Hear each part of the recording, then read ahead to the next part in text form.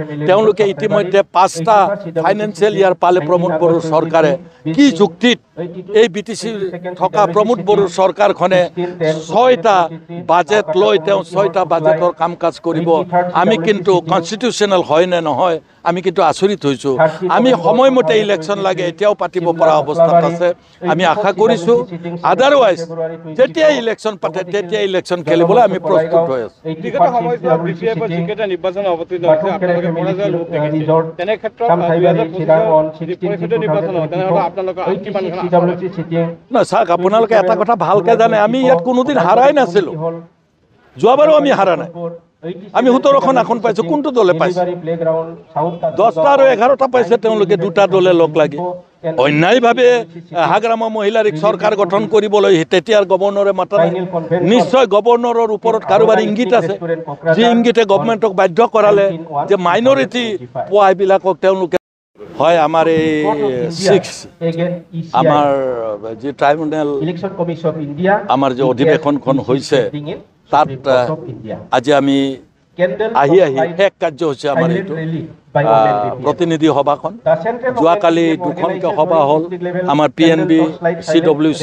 তাত কেইবাটাও সিদ্ধান্ত লোৱা হৈছে ৰাজনৈতিক সিদ্ধান্ত ডেভেলপমেণ্টৰ সিদ্ধান্ত বৰ্তমান চৰকাৰখনে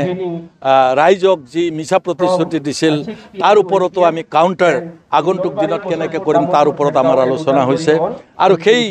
প্ৰস্তাৱসমূহ আজি পাঠ কৰিব আৰু প্ৰস্তাৱসমূহ পাঠ কৰাৰ পিছত গ্ৰহণ হ'লে আমি ৰাজহুৱা কৰিব পাৰিম প্ৰত্যেকটা প্ৰস্তাৱে কি কৈছে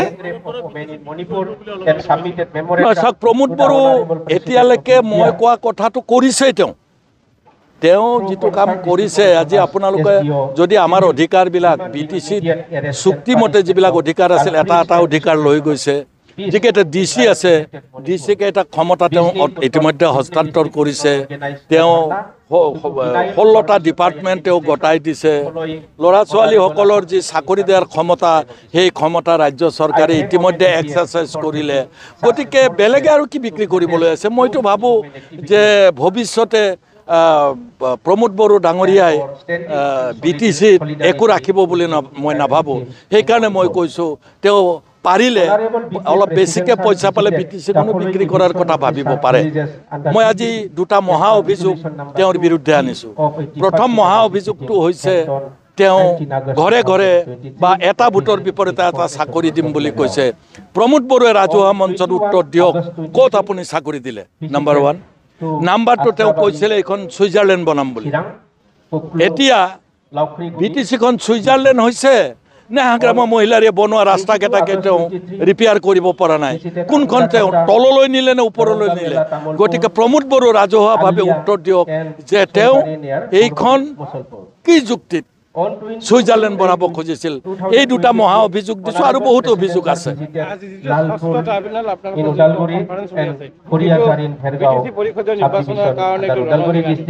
না ৰণসিংহা মানে নিশ্চয় আপুনি ঠিক কথা কৈছে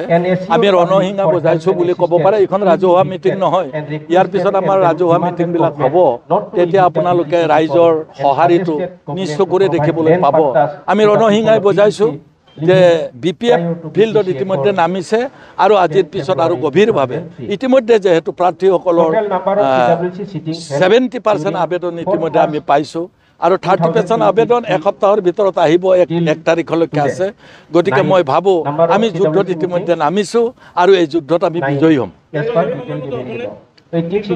নিৰ্বাচনটো মই ইতিমধ্যে কৈছোঁ আৰু 2 মাহ পিছত নিৰ্বাচন হ'ব লাগিছিল তেওঁলোকে ইতিমধ্যে 5টা ফাইনেন্সিয়েল ইয়াৰ পালে প্ৰমোদ বড়োৰ চৰকাৰে কি যুক্তিত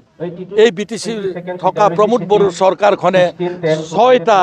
বাজেট লয় 6টা বাজেটৰ কাম কাজ কৰিব আমি কিন্তু কনস্টিটিউশনাল হয় না নহয় আমি কিন্তু আচৰিত হৈছোঁ আমি সময়মতে ইলেকশন লাগে এতিয়াও পাতিব পৰা অৱস্থাত আছে আমি আশা কৰিছোঁ আদাৰওয়াইজ যেতিয়া ইলেকশন পাতে তেতিয়া ইলেকশন খেলিবলৈ আমি প্ৰস্তুত হৈ আছোঁ বিগত সময়ত বিপিএফৰ যিকেইটা নিৰ্বাচন অৱতীৰ্ণ হৈছে আপোনালোকে পৰাজয় লোক দেখিছে তেনে ক্ষেত্ৰত 2025 নিৰ্বাচন হয় তেনেহলে আপোনালোকৰ কিমান না চাওক আপোনালোকে এটা কথা ভালকে জানে আমি ইয়াত কোনোদিন হাৰাই নাছিলো যোৱাবাৰো আমি হাৰা নাই আমি 17খন আসন পাইছো কোনটো দলে পাইছে 10টা আৰু 11টা পাইছে তেওঁলোকে দুটা দলে লগ লাগি অন্যায়ভাৱে হাগ্ৰামা মহিলাৰীক চৰকাৰ গঠন কৰিবলৈ তেতিয়াৰ গভৰ্ণৰে মাতা নাই। নিশ্চয় গভৰ্ণৰৰ ওপৰত কাৰোবাৰ ইংগিত আছে, যি ইংগিতে গভৰ্ণমেণ্টক বাধ্য কৰালে যে মাইনৰিটি পোৱাবিলাকক তেওঁলোকে মাতি পেলাই চৰকাৰ কৰিবলৈ দিলে। আমি কোনোদিন হাৰা নাই আৰু নাহাৰো ভৱিষ্যতে।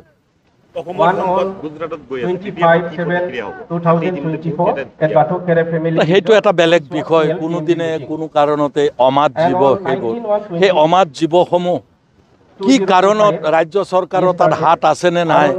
অসমৰ মাজেৰে গৈছে, কওঁতে অৰুণাচলৰ হাতী বুলি কৈছে, কিছুমানে কৈছে পোহনীয়া হাতী বুলি কৈছে। যিয়েই নহওক, আমাৰ ৰাজ্যৰ মাজেৰে গৈছে। অৰুণাচলত বাহৰ পাতিছিল গাড়ীকেইখন, বাহৰ পতাৰ পিছত আমাৰ ৰাজ্য চৰকাৰে এবাৰ প্ৰশ্ন কৰা উচিত আছিল বুলি, বিশেষকৈ ফৰেষ্ট ডিপাৰ্টমেণ্টে উচিত আছিল বুলি মই ভাবোঁ। আৰু যাতে ভৱিষ্যতে এনেকুৱা নহয়, আমি তাকে আশা কৰিম।